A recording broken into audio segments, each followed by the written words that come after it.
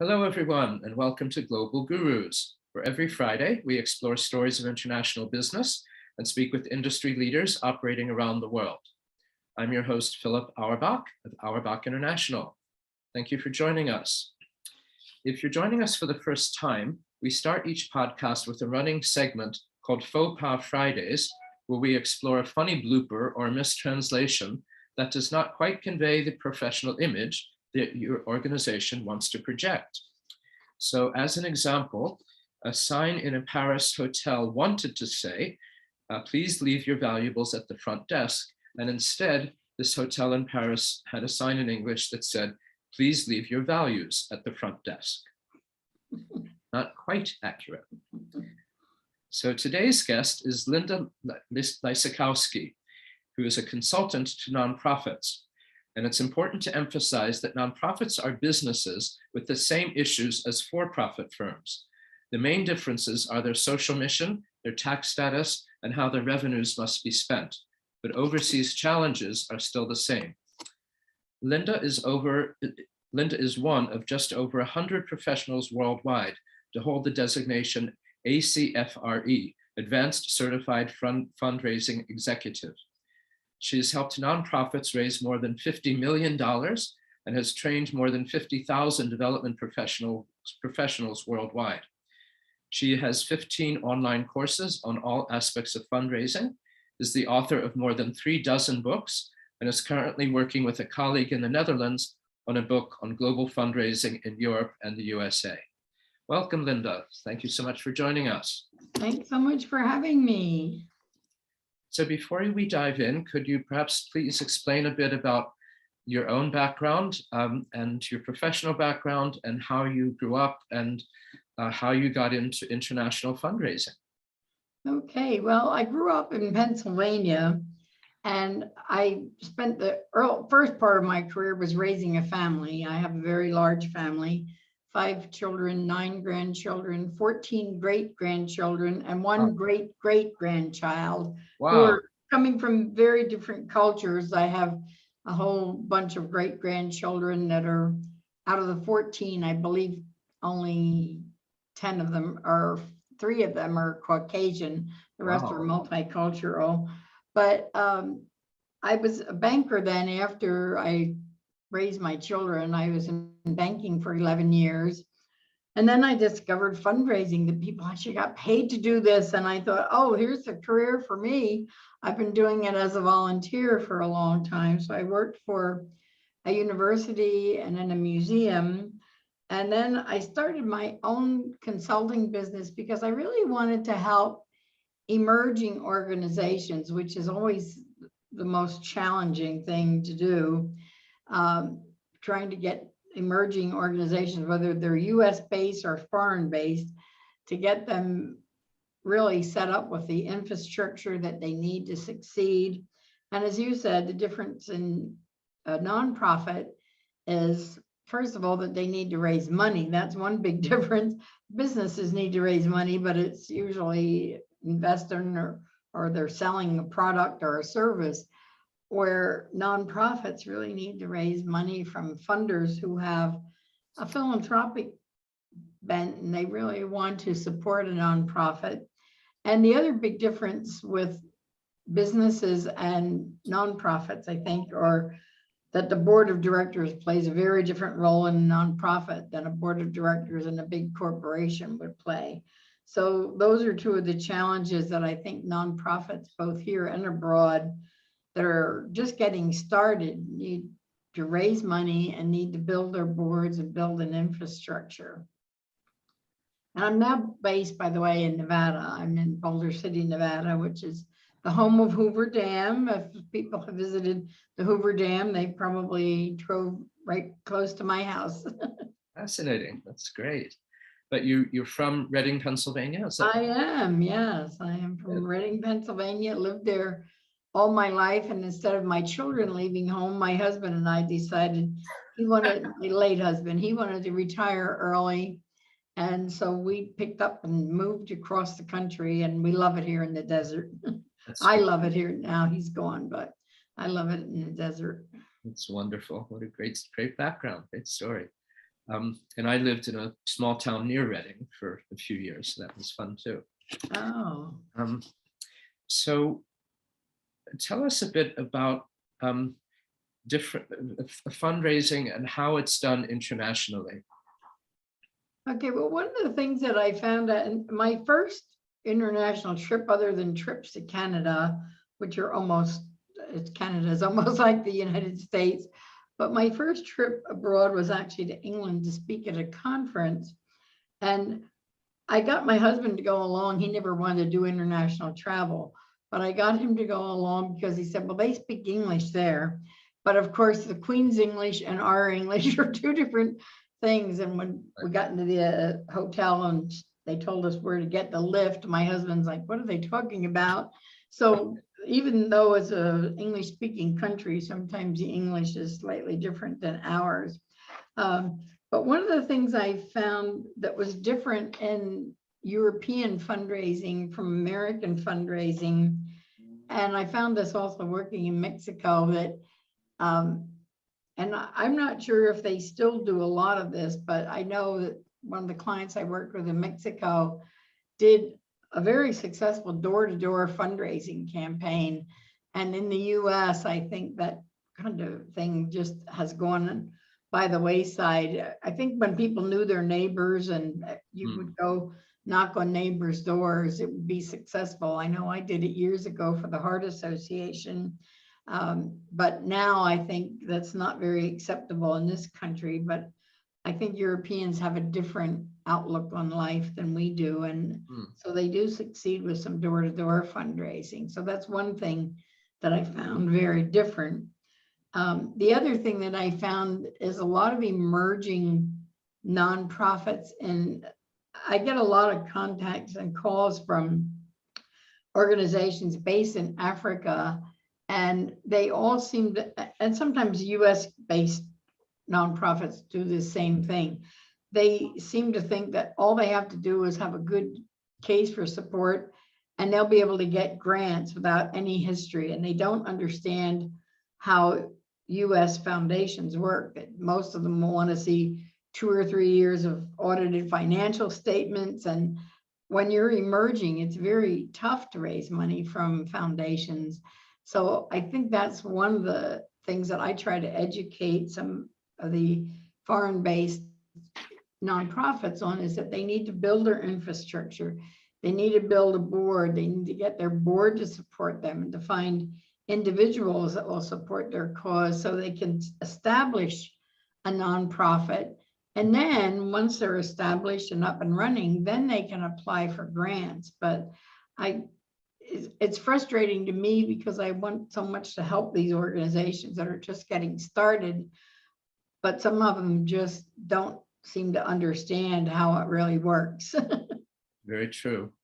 On the subject of the door-to-door, when I was a kid, we did trick or treat for UNICEF. Oh, yeah. And Halloween, we all had UNICEF boxes, and so you got candy and you also got dimes and quarters and beyond for UNICEF. So that was certainly wonderful. And I remember that my mother went door to door for a group called March of Dimes, and I don't know if it still exists.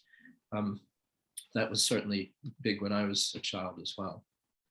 And I guess I did that too. And I think, I believe it was March Dimes that used to sell little plastic lapel pins that were an Easter lily, and they always went out in spring and said, and I did that as a teenager. I think a lot of the teenagers did it because they got a day off of school, but I actually enjoyed standing outside a grocery store asking people to contribute to March of Dimes, and then they would get a little lily, Easter lily pin to put on to show that they had supported it.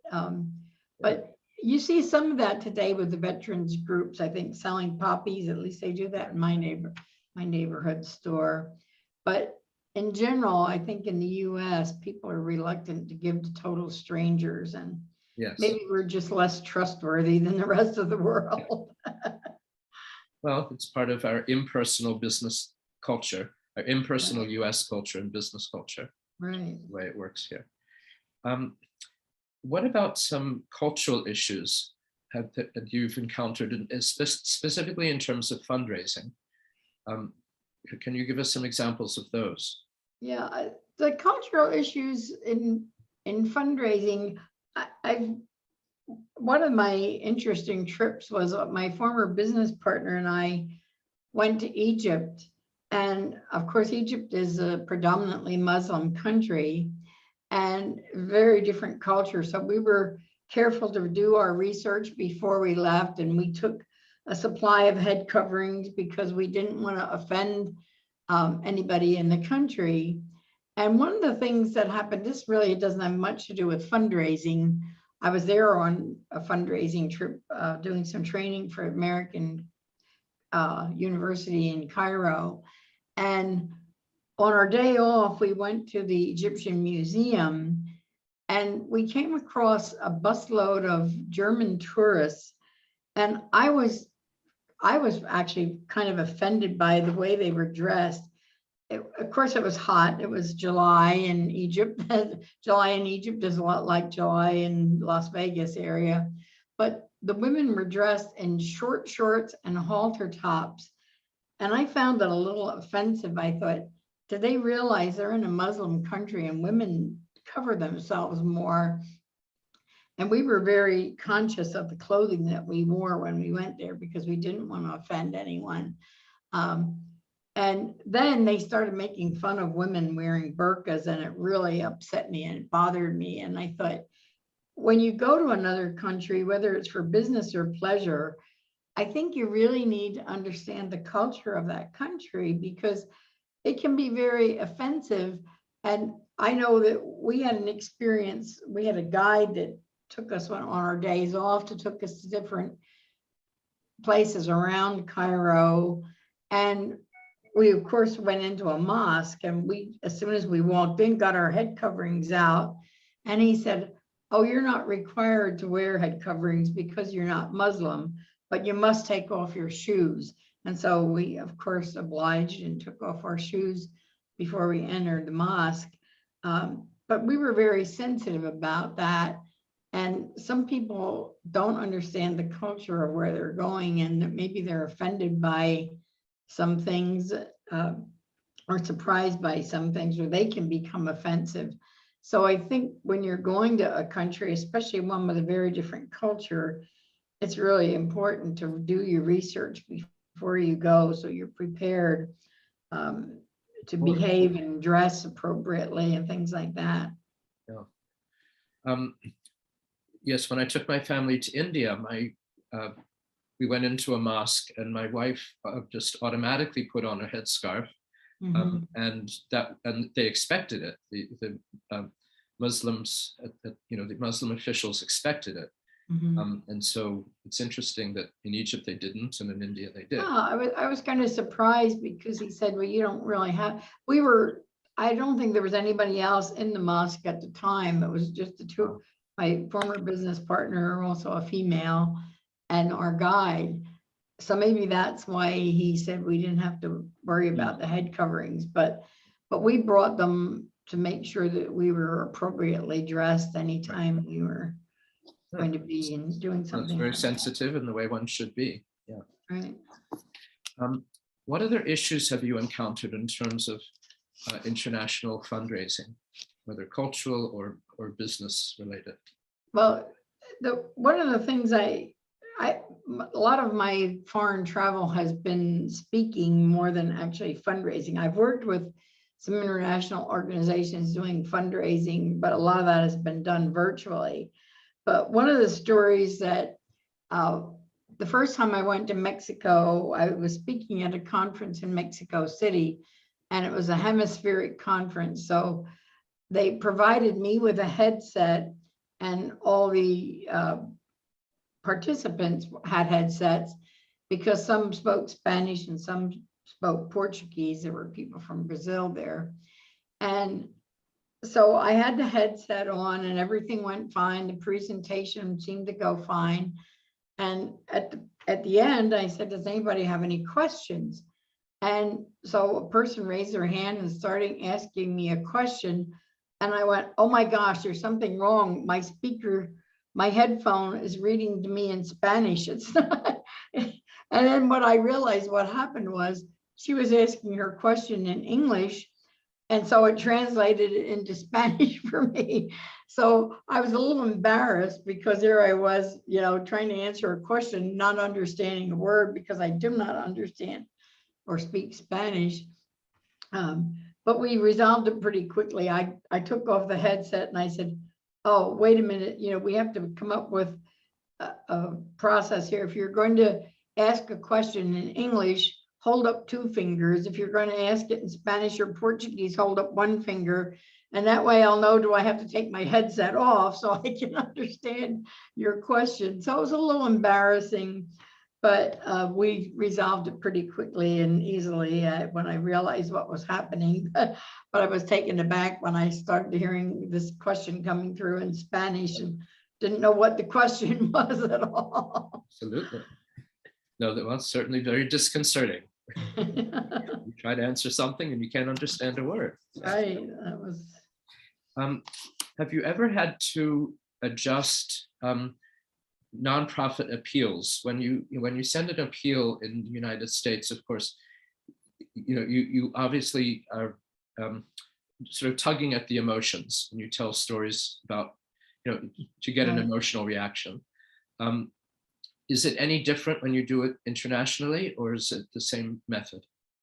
In some ways it's the same, but I think, again, knowing the culture. For instance, I had a client in Mexico. It happened to be a Catholic seminary that trained priests, and we did a mail appeal for them. And I know that the Spanish culture is very family oriented. So we included a little holy card with the Holy Family and prayer for peace among families.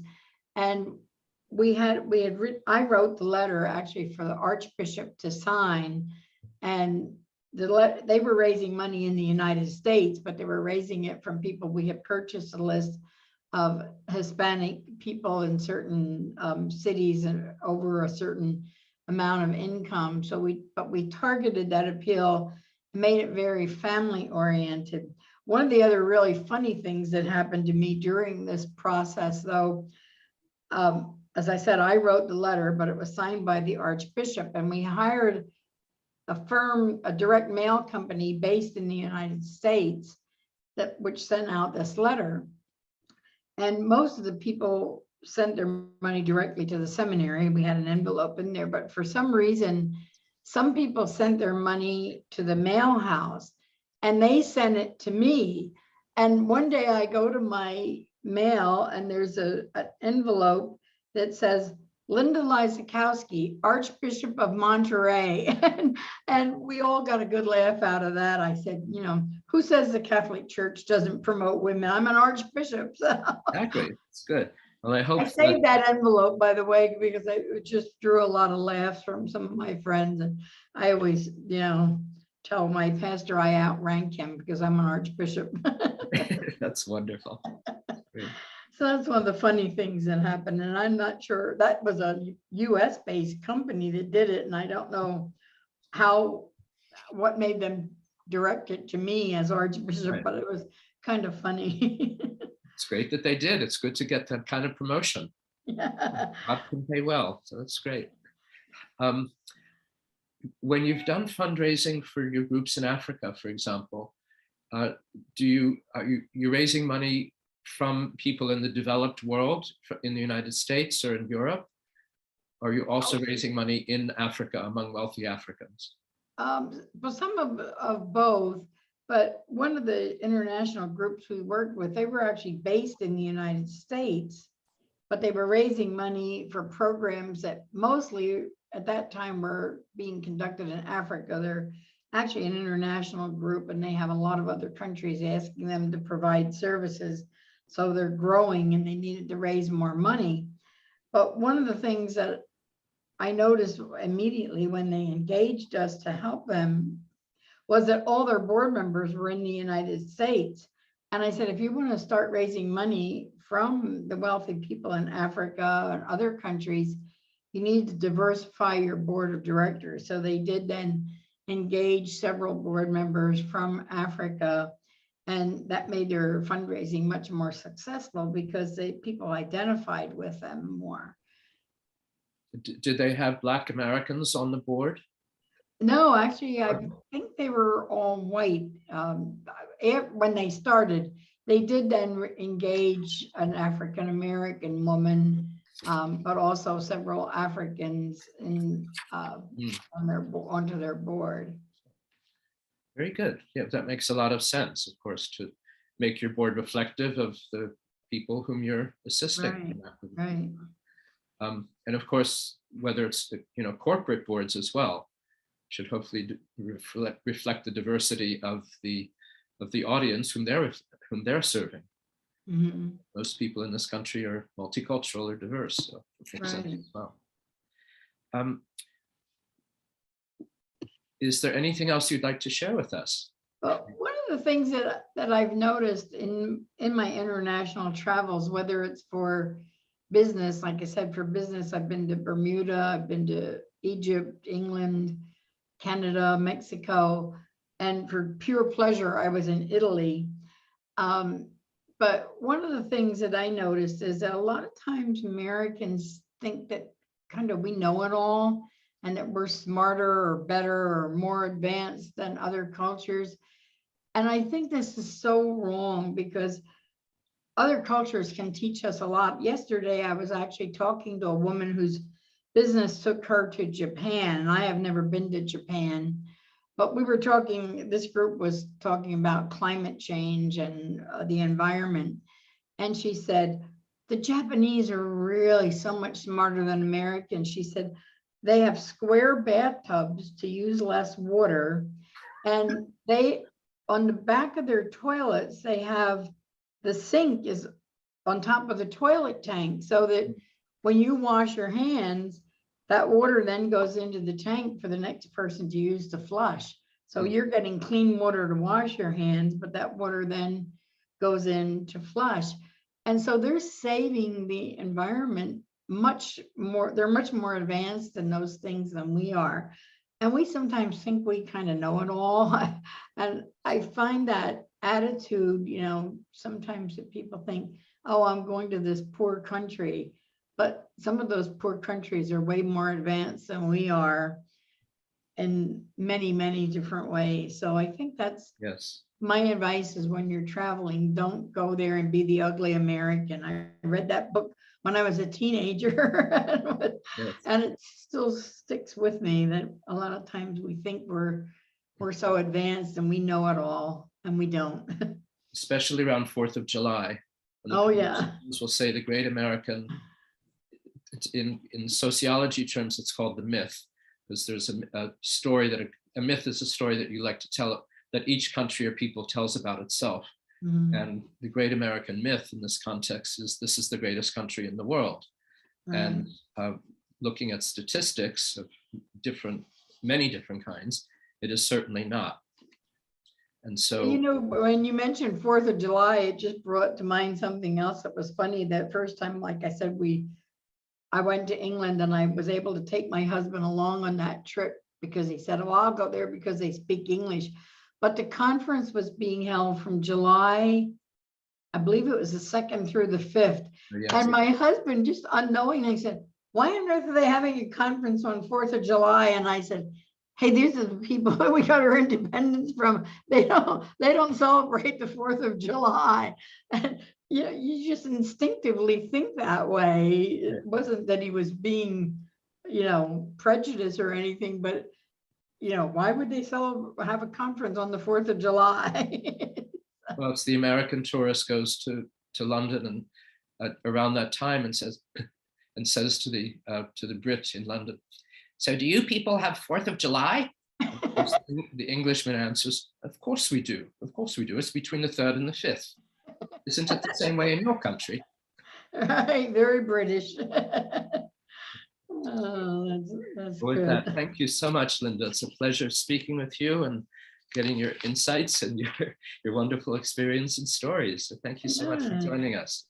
So when you're going to any foreign country, learn the culture and have fun and get to see the people. Don't the tourist spots are great, but one of the neat things that happened on our trip to Egypt was the last night we were there, our guide took us in his own car with his wife and kids, took us to parts of Cairo that tourists don't go to. So Right. we got to see the authentic Cairo and see people and interact with real people. And Yes, sometimes we just get hung up on all the touristy stuff. absolutely. It's very, very true. Well, thank you. So this has been Philip Auerbach. Please join us again next week for another edition of Global Gurus and their stories of international business.